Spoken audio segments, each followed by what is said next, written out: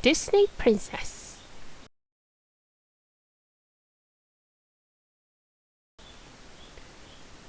The Little Mermaid. Once upon a time, a little mermaid named Ariel frolicked below the ocean. She loved to explore sunken ships and look for lost objects. She called to her friend Flounder, a yellow fish. "Come on, Flounder. I'm sure this old boat has lots of human treasure aboard." "I'm not going there. It's spooky." "Don't be such a guppy. Follow me."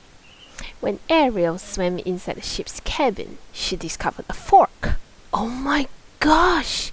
Have you ever seen anything so wonderful?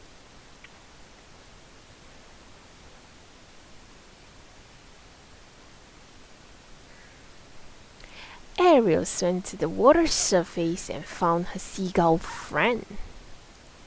"Scuttle, do you know what this is?" She handed him the fork. "Judging from my expert knowledge of humans, it's obviously a dinglehopper. Humans use these to straighten their hair." "Thanks, Scuttle. It's perfect for my collection." And with that, Ariel dove excitedly back underwater. Soon, Ariel arrived in an undersea grotto where she kept her treasures from the human world. She hid her collection there because her father, King Triton, forbade mer people from having any contact with humans. That night, Ariel saw strange light shimmering over the ocean. She and Flounder swam up to investigate. At the surface, they found Scuttle flying over a large sailing ship. Some celebration, huh, Sadie? It's the birthday of the human they call Prince Eric. Forgetting her father's rule, Ariel peered in amazement at the young man on the deck. "I've never seen a human this close. He's very handsome." She watched as Eric's advisor, Grimsby, presented the prince with a birthday gift. Meanwhile, far beneath the ocean, the wicked sea witch Ursula used her magic to spy on Ariel. Ursula was bitter because King Triton had banished her from his kingdom for her evil doing. My, the daughter of the great sea king Triton, in love with a human. This headstrong, lovesick girl may be the key to my revenge on Triton.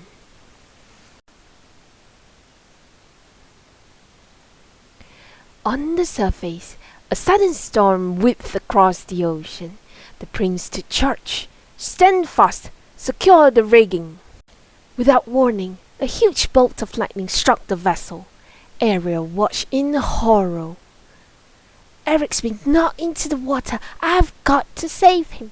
With the raging storm swirling around her, Ariel desperately searched for Eric. "Where is he?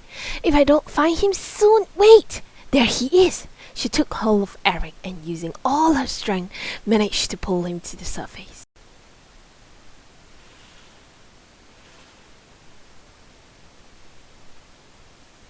As the storm calmed down, Ariel dragged the unconscious prince to shore. "He's still breathing! He must be alive!" Just then, a crab named Sebastian scuttled across the sand. He was the Sea King's music director and advisor. "Ariel, get away from that human. Your father forbids contact with them, remember?"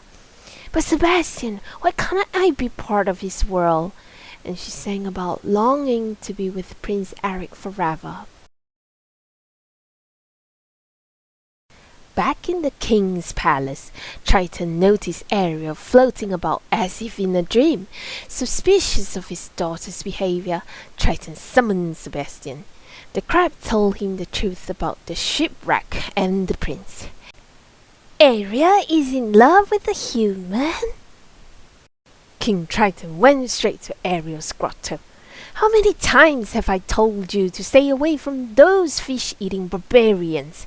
Humans are dangerous." "But, Daddy, I love Eric." King Triton would not listen. Raising his trident, the Sea King destroyed all of Ariel's human treasures. Then he stormed off, leaving the little mermaid in tears. As she wept, two eels slitted up to Ariel and startled her. "Don't be scared. We represent someone who can help you." They told her they had been sent by Ursula, who could use her powers to solve Ariel's troubles. Ariel was so upset that she followed the eels to Ursula's den. The sea witch offered Ariel a deal. "I'll grant you 3 days as a human to win your prince. Before sunset on the 3rd day, you must get him to kiss you. If you do, he's yours forever. But if you don't, you'll be mine." Ariel took a deep breath and nodded. The sea witch smiled deviously. "Oh yes, I almost forgot. We haven't discussed payment. I'm not asking much. All I want is your voice." Ariel agreed, and Ursula completed the spell. The evil witch captured Ariel's voice in a seashell locket and turned the mermaid into a human. With the help of Sebastian and Flounder, Ariel used her new legs to swim awkwardly to shore. She wrapped herself in an old sail.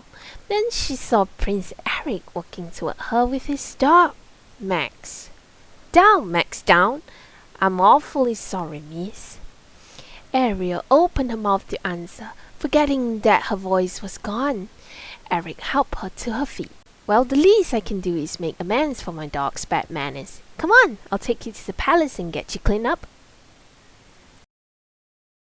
The following afternoon, Eric took Ariel for a rowboat ride across the lagoon. Sebastian knew that Ariel only had 1 more day to get the prince to kiss her, or she would become Ursula's prisoner forever. So he began conducting a sea creature chorus to set the mood. "Come on, and kiss the girl. The music's working."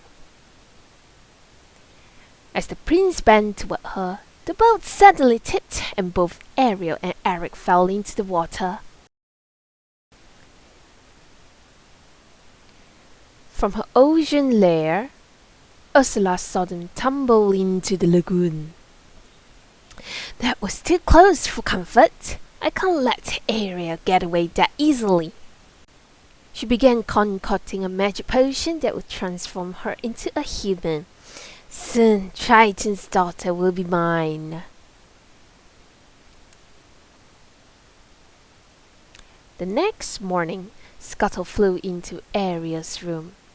The prince had announced his wedding. Ariel's heart skipped a beat at the thought that she had won Eric's love. But when she hurried downstairs, she saw him introducing Grimsby to a mysterious dark-haired maiden. "Vanessa saved my life. We're going to be married on board ship at sunset." Ariel was heartbroken. Who was this girl that Eric had suddenly fallen in love with? A little while later, Ariel and her friends were watching the wedding ship leave the harbor. Suddenly, Scuttle crash-landed beside them. When I flew over the boat, I saw Vanessa's reflection in the mirror. She's the sea witch in disguise.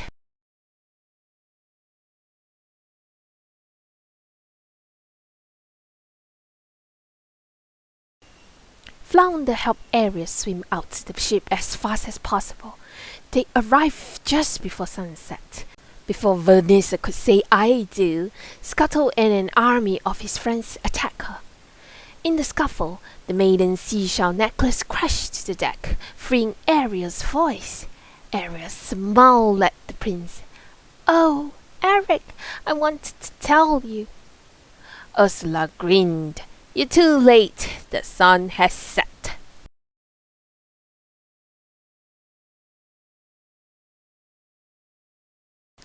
As Ariel felt her body changing back into a mermaid, Ursula pulled her into the water. King Triton confronted the sea witch and made a deal with her to take his daughter's place as Ursula's slave. Instantly, he lost his powers and turned into a helpless sea creature.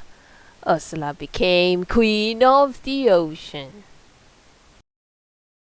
Just then, Prince Eric threw a harpoon at the sea witch to try to stop her, but it simply grazed her arm. Ursula snatched up the king's powerful trident. "You little fool!" All of a sudden, Ursula turned into an enormous monster and stirred the waters into a deadly whirlpool. Several old sunken ships rose to the surface. The prince struggled aboard one of them and plunged a sharp prow through the sea witch, destroying her. The mighty force sent Eric flying into the ocean, but he managed to swim to shore before collapsing in exhaustion. King Triton was transformed back into a merman and regained his powers. Moments later, as the unconscious prince lay on the beach, Ariel perched on a rock and gazed at him. King Triton and Sebastian watched from afar. "She really does love him, doesn't she, Sebastian?" The Sea King wanted his daughter to be happy, so he waved his trident, and Ariel was once again a human. The next day, she and Prince Eric were married aboard a wedding ship. As they kissed, the humans and mer people sent up a joyful cheer. Ariel and Eric sailed off into the sunset, knowing that they would live happily ever after.